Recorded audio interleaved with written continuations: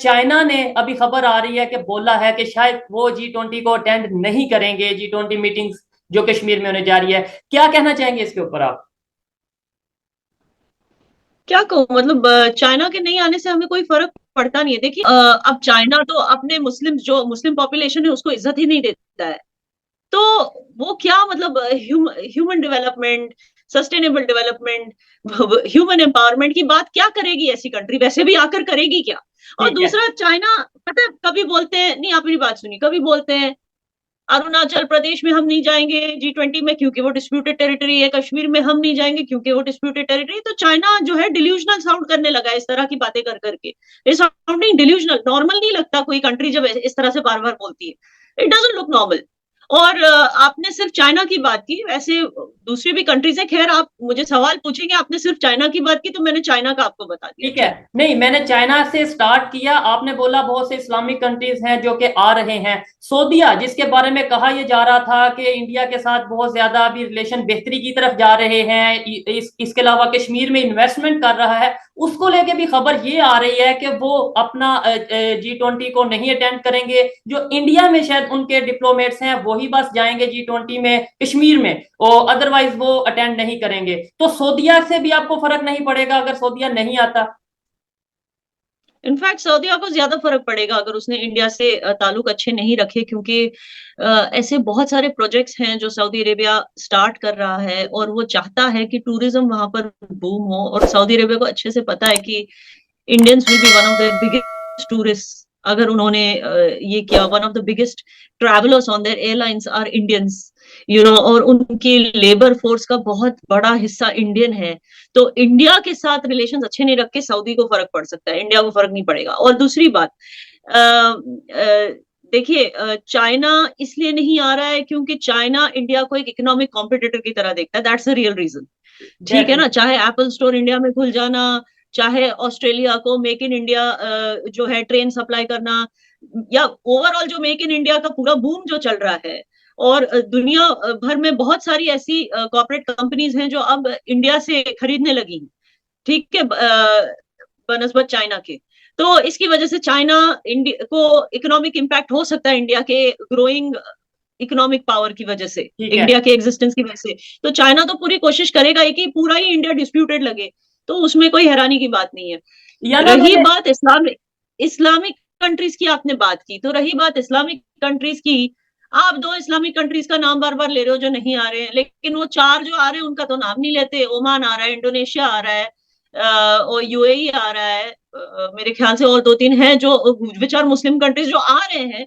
उनका तो अपना बांग्लादेश आ रहा है, लेकिन आप उनका नाम ले रहे हो जो नहीं आना चाहते। तो ना सिर्फ आपकी बातों से, जितने भी इंडिया से हम जर्नलिस्ट देखते हैं या एक्टिविस्ट देखते हैं, इवन आम जो पब्लिक है, कॉमन पब्लिक है इंडिया की, एक अजीब सा कॉन्फिडेंस इन दिनों हम देख रहे हैं पब्लिक में। आज अगर किसी से बात करें चाइना के साथ कैसे रिलेशन, वो कहता है चाइना कौन, हमें चाइना से फर्क नहीं पड़ता। आपने बोला चाइना का क्या, सऊदीया का क्या, मतलब ये कॉन्फिडेंस यूथ में कैसे आया? ये विजन का कोई फर्क है? पीएम मोदी की भी जो विजन है उसको लेकर आप लोग चल रहे हैं, या फिर एजुकेशन का फर्क है, या फिर आप कह लें कि अपनी खामियों को छुपाने के लिए इतना कॉन्फिडेंट हो रहे हैं? मतलब वो एक माइंड में बात आ रही है तो आपसे पूछ रहा हूँ।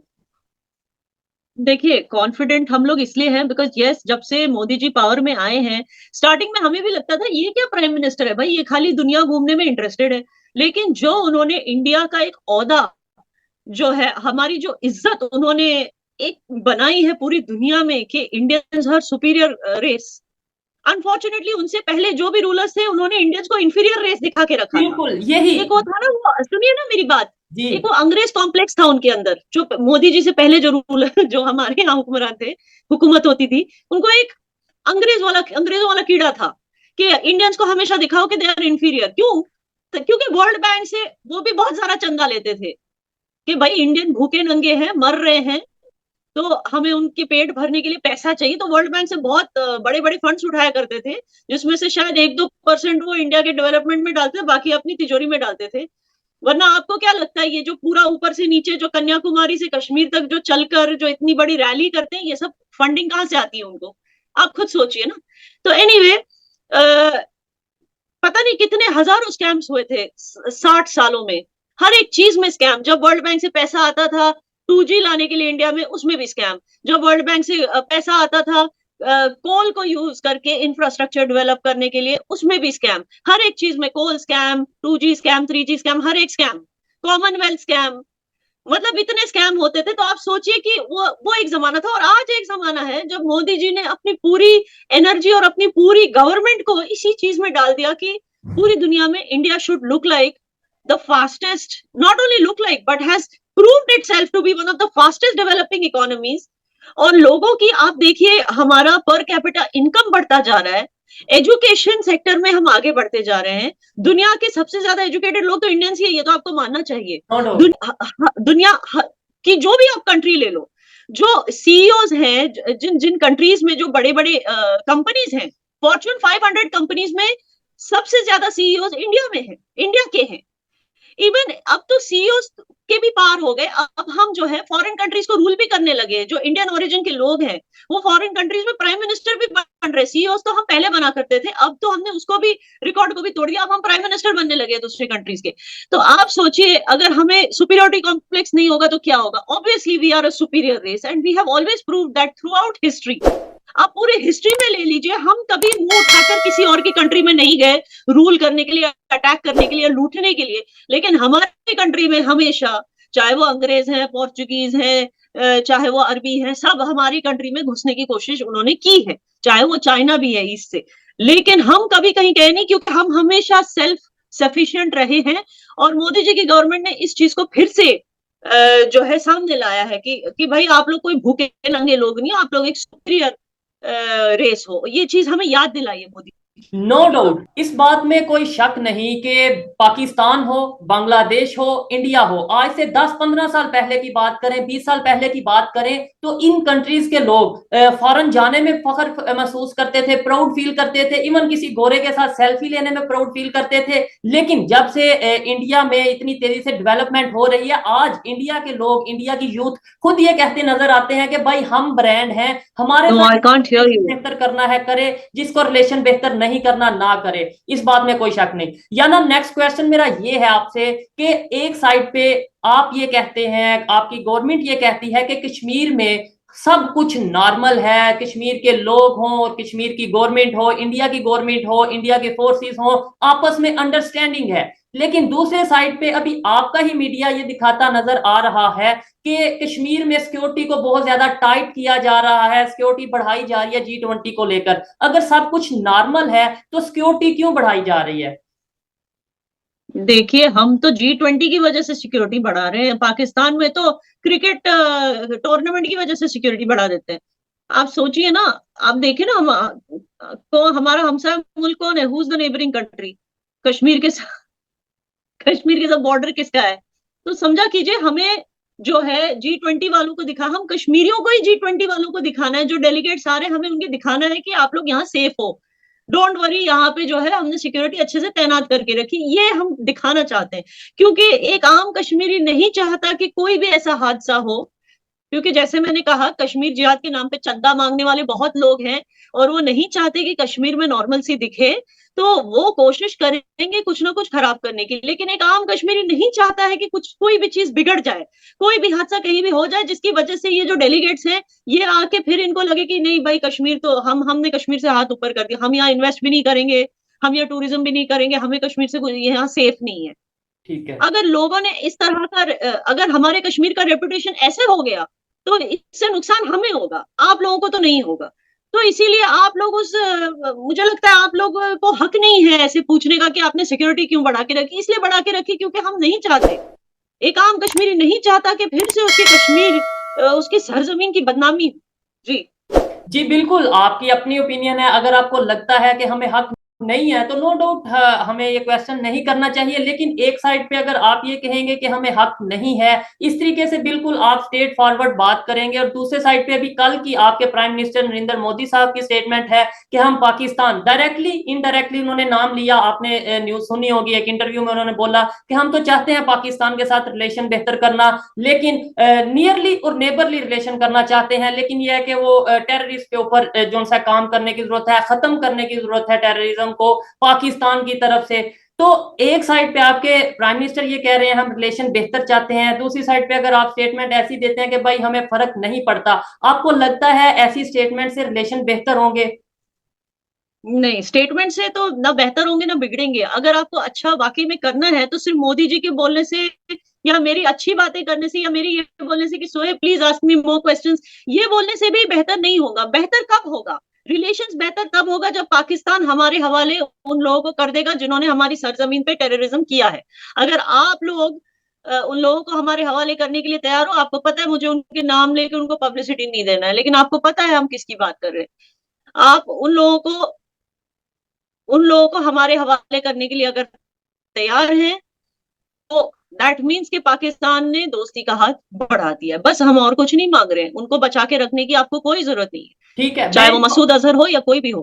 अगर मैं इस उनको आप बात से लोग हमारे हवाले 100% हाफिज एग्री सईद करता हो, हूँ। हाफिज सईद हो, सुनिए मेरी बात, हाफिज सईद हो, मसूद अजहर हो, जो भी हो, उनको आप लोग बचा कर रखते हैं, उनको पनाह देते हैं, क्यों? फिर आप कहते हैं कि आपको हमारे साथ दोस्ती करनी है।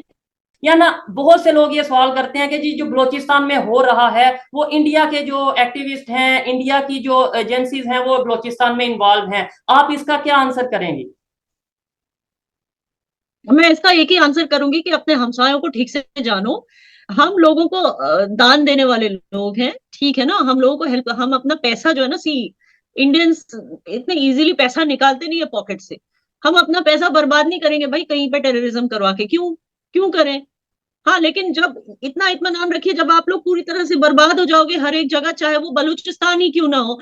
It's not only Balochistan, Waziristan में भी हो रहा है, गिलगित बाल्टिस्तान में भी प्रोटेस्ट हो रहे हैं, हर जगह प्रोटेस्ट हो रहा है। अब आप बोलेंगे वो सारा कुछ इंडिया कर रहा है। इंडिया अपने पैसे इस तरह जाया नहीं करता, इंडियन कोई भी इंडियन अपने पैसे इस तरह जाया नहीं करते। हमें बनिया ऐसी नहीं बोलते, हम सारे के सारे बनिए नहीं है, लेकिन हमें फिर भी बनिया बोला जाता है क्योंकि हम पैसे जाया नहीं करते इन सब फजूल चीजों में। ठीक है ना? कहीं पे टेररिज्म करो कहीं, हाँ, लेकिन जब टेररिज्म का पहाड़ आप लोग सह नहीं पाओगे और फाइनली चार टुकड़ों में टूट जाओगे, you can be rest assured कि हम मदद जरूर करेंगे। जी। अल्लाह ना करे ऐसा हो कि पाकिस्तान के ऊपर कोई ऐसा मुश्किल वक्त आए, लेकिन जो सिचुएशन बनी हुई है इससे इन फ्यूचर बहुत से खतरात सामने नजर आ रहे हैं। गिलगित एब्सोल्युटली। बल्तिस्तान में गिलगित बल्तिस्तान में वी आर नॉट पाकिस्तानी के नारे लग रहे हैं, बलोचिस्तान में जो सेपरेशन की मूवमेंट है वो चल रही है। तो इस तरीके से हम जज्बाती बात तो कर सकते हैं, लेकिन प्रैक्टिकली जो याना कह रही है मैं मुझे उनसे एग्री करना पड़ेगा। ये बताएं याना कि देखें, सोशल एक्टिविस्ट का बहुत हाथ होता है किसी भी सोसाइटी में चेंज लाने के लिए। इसके अलावा जर्नलिस्ट का बहुत हाथ होता है किसी भी सोसाइटी में चेंज लाने के लिए। यूट्यूबर्स का, जो भी सोशल मीडिया यूज करते हैं, उनका बहुत हाथ होता है पब्लिक की सोच बदलने में। आप मुझे गाइड करें, आप एक यंग जर्नलिस्ट हैं, मुझे गाइड करें हमें ऐसा क्या करना चाहिए। देखें, हम आपसे मशवरा तो ले सकते हैं कि वो भी नहीं आप देंगे हमें, तो मुझे बता नहीं, देखिए मुझे। मैं एक बात बताऊं, दिल से देखिए, दिल से हम में कोई भी इंडियन ऐसा नहीं है जो चाहता है कि पाकिस्तान चार टुकड़े में टूट जाए या पाकिस्तान बर्बाद हो जाए। कोई इंडियन ऐसे नहीं, क्योंकि हम सब कर्मा में यकीन रखते हैं और हम सोचते हैं कि अगर हमने किसी का बुरा चाहा तो वो बुरा हमारे साथ होगा। लेकिन इतने हद तक हमें इतनी बुरी तरह से ट्रोल किया जाता है, खास करके जो हमारे हिंदू भाई बहन है।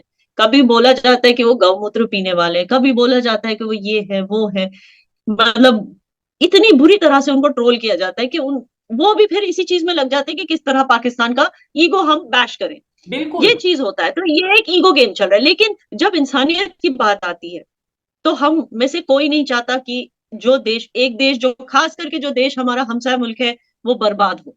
हम चाहते हैं कि पूरा, और बार बार जब आपने खुद कहा कि मोदी जी ने कहा हम पाकिस्तान के साथ अच्छे रिलेशंस चाहते हैं, आपने देखा होगा कि जब आपके फॉरेन मिनिस्टर आए थे उनको अच्छे से इज्जत बख्शी गई थी जब वो आए थे यहाँ पर गोवा।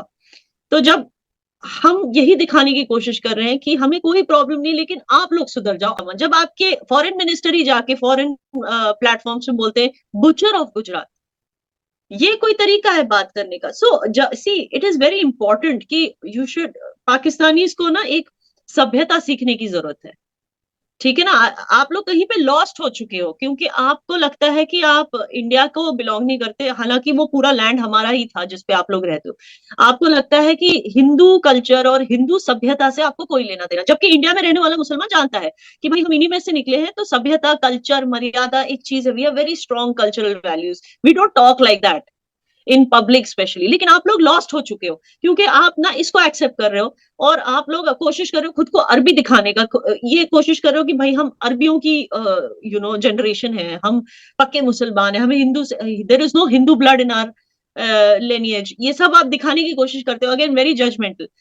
तो उसमें क्या हो जाता है कि आप लोग लॉस्ट हो चुके हो, आप लोग भूल चुके हो कि सभ्यता, मैनर्स क्या होती है, किस तरह से किसी चीज को अप्रोच किया जाना चाहिए, उसके बारे में किस तरह से बात की जानी चाहिए। एंड यू आर अवेयर, मैं क्या बोल रही हूँ आपको पता होगा, मैंने एक वीडियो देखा था रिसेंटली जिसमें आपके कोई मिनिस्टर किसी कॉलेज में स्पीच दे रहे हैं, he was a chief guest, वहां भी उनके मुंह से गालियां निकली वाइल गिविंग लाइक वेरी, बात करते करते ऐसी गाली निकल गई। आई हैव ऑल्सो सीन जो कश्मीर के इस वक्त जो वजीर आला हैं, वो भी जब मीडिया से बात करते हैं तो बीच में उनके मुंह से गाली निकल जाती। आई मीन जब योर, आप सोचिए ना, जब इमरान खान की बात होती है तो यंग लड़कियां कहती हैं कि he is so handsome, I want to see him in the bedroom. इस तरह की कुछ जहनियत हो चुकी है आप लोगों की, इट इज वेरी बैड। और उसके बाद जो मौलाना फजलुर रहमान ने उसी लड़की के बारे में किस तरह से बात की, again in open public. Are you understanding what I am saying, किस किस तरह की अश्लील वीडियोस आप लोगों के मिनिस्टर्स की बाहर आती हैं, ये आप, you are aware of all this. So जब इतनी डिग्रेड हो चुकी है एक कौम, तो it is very difficult to make them see reason, to make them understand कि प्रैक्टिकल कैसे होना चाहिए, लोगों के साथ रिलेशंस कैसे रखना चाहिए। एक डिग्रेडेशन से निकलना बहुत जरूरी है, सभ्यता को फॉलो करो, जो आपकी सभ्यता है, जो मेनलैंड इंडिया की सभ्यता है, कुछ हद तक बांग्लादेशियों में वो सभ्यता है, दैट इज वाई उनके रिलेशंस बाकी नेशंस के साथ आसपास अच्छे हैं। हालांकि Bangladesh was part of Pakistan, लेकिन फिर भी वो अलग हैं आप लोगों से। आप लोगों को ये चीज, इस चीज पे ध्यान देना। जी।